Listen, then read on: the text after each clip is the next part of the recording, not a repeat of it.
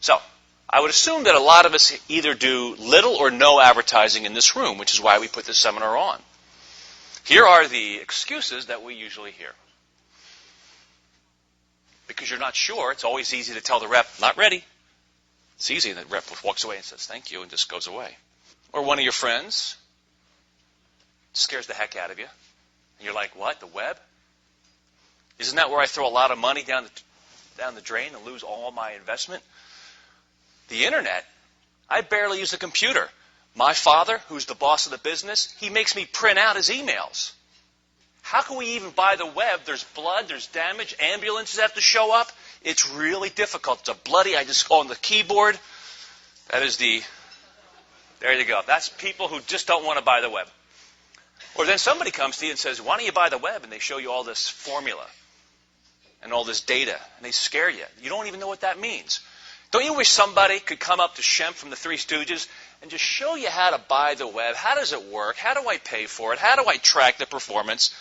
If Shemp from the Three Stooges can understand, don't we kind of want to hear it that way? How about this one? You don't have a site, so you don't advertise on the web. I'm going to show you that doesn't make any sense. You can use the web and not have your own site, or maybe you don't like the way your site looks. Doesn't matter. A lot of companies will build you small little sites or build a banner where it clicks and you can see your menu or see a coupon or see a photograph of your new menu or your new store, your new product. And our favorite one is I already use Google. I might be the only guy anywhere who says Google is really great for some things and Google really stinks at other things. Google's really great when you know what you want. Google's really bad when you don't know what you want. You know, we've all used these to reach people here in Baltimore, right? And it does a pretty good job. But then the internet comes along and totally screws things up, right? All of a sudden we can't just rely on traditional media only because it's called fragmentation. That means to reach that audience, to reach those adults in Baltimore, of course you had TV, radio, and outdoor, and newspaper, and all that, right? And then MySpace comes along and starts to make it tough to reach 20-somethings. Sirius satellite radio. What if you spent a lot of money on the Howard Stern show and Sirius steals away the Howard Stern show? Now where do you place your money? You were having great success with that program for, 20 years? And now it's gone. Technology come up and bit radio in the butt a bit. Then, of course, YouTube. More and more people are watching TV on YouTube or online. I watch the presidential debates, not on television, but the next day online. I watch the Tina Fey, Sarah Palin bits on Saturday Night Live, not Saturday night at 11:30, but I just went the next day and watched it at my desk at home. Meaning I'm watching TV, but I'm watching it online. Kind of tough if you're a TV salesperson.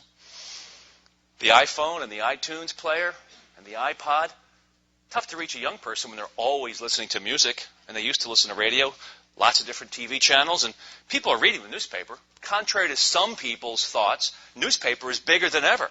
It's just that people are reading the newspaper online. People think newspaper is up against some tough times. But really, newspaper readership is higher than ever before. And that's across the entire country. Your job as advertisers, wherever your customers go, you have to follow them. And they're going online. And you're spending little or no money to reach them online. This gentleman, not only is he really good looking, he recently had his eyebrows waxed, good mustache. He's probably telling you, the internet, do you know who goes there? It's just a fad. I wouldn't use the internet. What are you, crazy?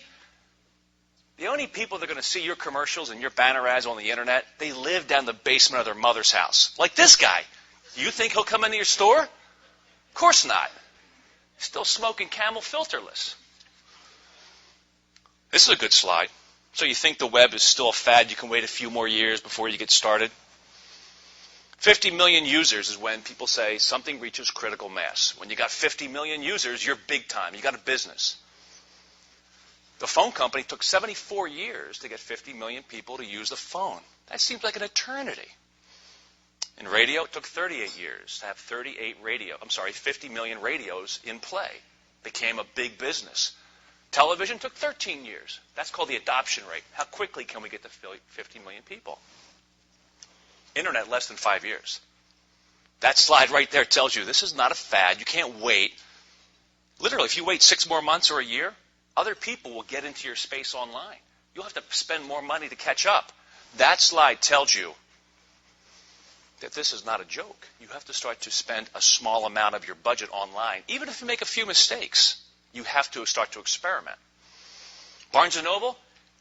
Who's going to buy books online? About 10 years ago, they were thinking that way. And then, of course, Amazon shows up and makes it really easy to buy books online. We still go to Barnes & Noble, but half of us already know what we want. And we just buy it and have it mailed to us, right? Oh, that's right. They don't exist anymore. Didn't we all buy records here at one time?